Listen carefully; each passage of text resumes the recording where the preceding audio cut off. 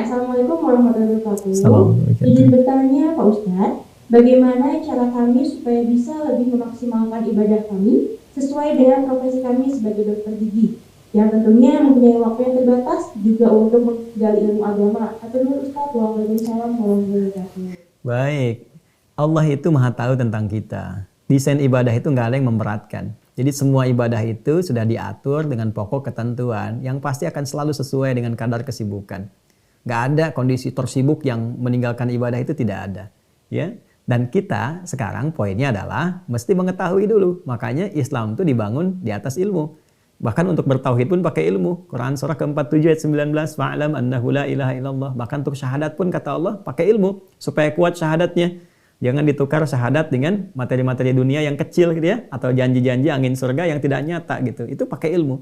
Karena itu persoalan ibadah turunkan ilmunya. Misal Allah itu sangat luar biasa ya, membagi ibadah-ibadah kepada pokok dan cabang.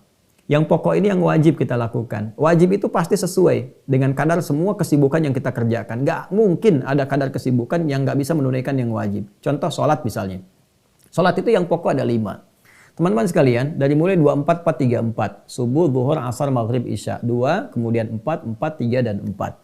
Di konsepsi ini pun, kata Allah jaga, tunaikan sesuai dengan waktunya. Quran surah kedua ayat 2, 3, 8. Dirinci waktu, digunakan dengan tepat. Quran surah keempat ayat 103. Secara singkatnya demikian. Tapi ada misalnya, saya contohkan di rumah sakit yang harus ada tindakan. Misal tindakan dilakukan dari mulai zuhur sampai dengan asar menjelang maghrib nih. Ya, zuhur dilakukan jam 1, tapi akan mau nyampe ke maghrib nih. Asarnya mau lewat. Di tahap itu pun masih ada syariat dituntunkan. Ada yang disebut dengan jama' namanya. Kan? Disatukan, tarik asarnya ke zuhur supaya bisa dilakukan di waktu yang sama. Setelah itu lapang dari asarnya sampai ke maghrib.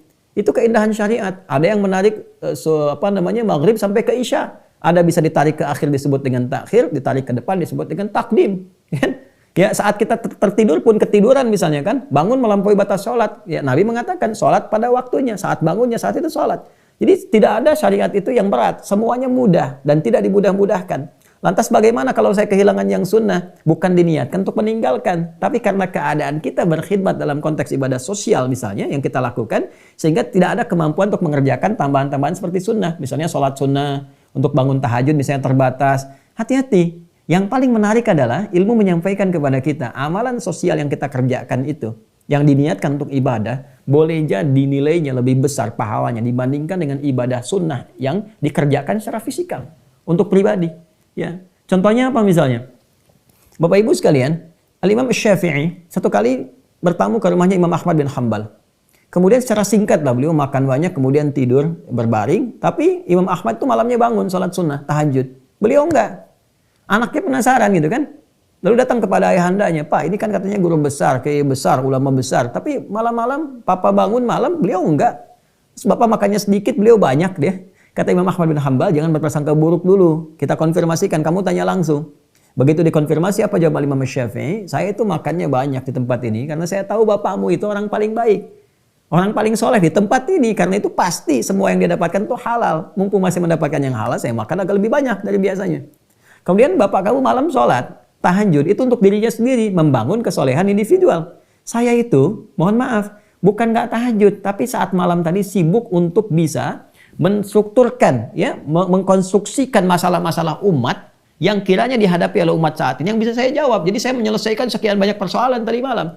Karena itu saya kemudian masih terjaga wudhu saya. Jadi bapak kamu wudhu lagi, saya tuh masih bertahan wudhunya dari isya sampai subuh. Dan itu nilainya akhirnya apa? Lebih tinggi nilai Imam Syafi'i dibandingkan Imam Ahmad bin Hanbal di kasus itu. Karena kenapa? Imam Syafi'i nggak bisa mengerjakan tahajud karena sedang menyelesaikan persoalan umat secara sosial. Dan nilai itu tinggi di hadapan Allah Subhanahu Wa Taala. Anda bukan nggak bisa menunaikan tahajud, mungkin sedang jaga malam, sedang melakukan tindakan, sedang ada yang harus dikerjakan demi masalah orang yang lebih banyak. Dan itu pahalanya tinggi. Ini saya selalu mengatakan pada dokter-dokter, kita punya kelas, teman-teman sekalian, Bapak Ibu mohon izin, kita punya di kelas kesehatan, di situ ada kalangan profesional, ada dokter-dokter, praktisi, sampai di herbalis, sampai di bidan dan sebagainya, kurang lebih ada 400 kami kelas di kesehatan itu, ya, dan itu kita menurunkan kurikulum Quran di bidang kesehatan. Jadi ada ayat-ayat untuk kedokteran, ada spesialis lagi, misalnya ada ayat spesial untuk mata, ya, ada nanti tentang SPOG dan sebagainya, itu ada kurikulumnya sendiri, termasuk riset di hadisnya. Saya selalu katakan begini, apakah teman-teman ketika bekerja itu hanya sebatas kemudian menunaikan profesi atau diniatkan ibadah? Ini bedanya. Kalau profesi saja, maka apa bedanya iman kita di situ? Kan sama dengan teman juga yang bekerja yang lain yang belum beriman. Berangkat gelap, pulang gelap, dan sebagainya, tugasnya sama. Sekarang kalau kita niatkan ibadah, apa yang dikerjakan itu pahalanya tinggi. Dan yang paling dahsyat adalah, ini, ada orang datang ke dokter gigi nih, berobat. Giginya sakit, nggak bisa baca Quran dengan jelas. Terus Anda hadir di situ, memfasilitasi. Begitu kemudian ikhtiar ditempuh, Anda coba bantu, Allah menyembuhkan, sembuh lagi, bisa baca Quran lagi. Kalau diniatkan ibadah, maka berlaku hadis. Man dalla ala khairin falahu ajruhu mithla ajri fa'ili min ghairi an yankusa min ajri syai'.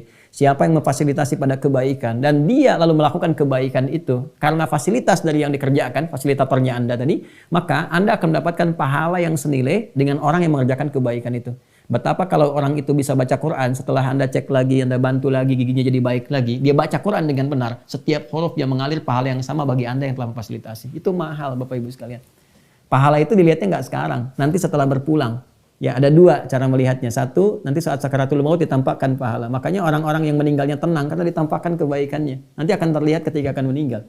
Yang kedua dikonfirmasikan ketika pulang. Jadi ada ilmu yakin sekarang diinfokan, ainal yakin ketika sakaratul maut ditampakkan dan di alam kubur diperlihatkan. Nanti banyak ayatnya di Quran. Kemudian di akhirat hakul yakin ketika mendapatkan itu semua. Ilmu yakin, ainal yakin, hakul yakin. Ya, jadi dari konteks itulah kemudian coba niatkan semua aktivitas kegiatan kita sebagai ibadah supaya dengan itu semua tertata semua kegiatan kita dan ilmunya dipakai. Jadi nggak ada penyesalan terdalam. Ya, oh saya nggak bisa tahajud karena saya harus mengerjakan tugas ini. Tidak boleh. Jadi tugas yang kita kerjakan justru lebih mahal nilainya dibandingkan dengan orang yang ibadah secara personal. Nah itu yang ingin saya coba tampilkan. Jadi yang prioritas silahkan. Ibu Nikita tinggal, ibu yang bertanya tadi tinggal diturunkan, keluarkan lagi apa ibadah-ibadah yang pokok. Sederhana sebetulnya, ada sholat, kalau di harta ada zakat. Nanti turunannya apa? Turunan di harta ada infak, ada sedekah. Di sholat ada tahajud, ada duha, ada sholat mutlak, ada sholat misalnya syuruk dan turunan yang lainnya. Ya kalau mampu dikerjakan, tak mampu karena alasan yang lain, niatkan alasan yang lain itu sebagai ibadah kepada Allah. Dan itu nilainya tinggi di hadapan Allah Subhanahu Wa Taala. Saya kira itu yang bisa saya sampaikan. Terima kasih.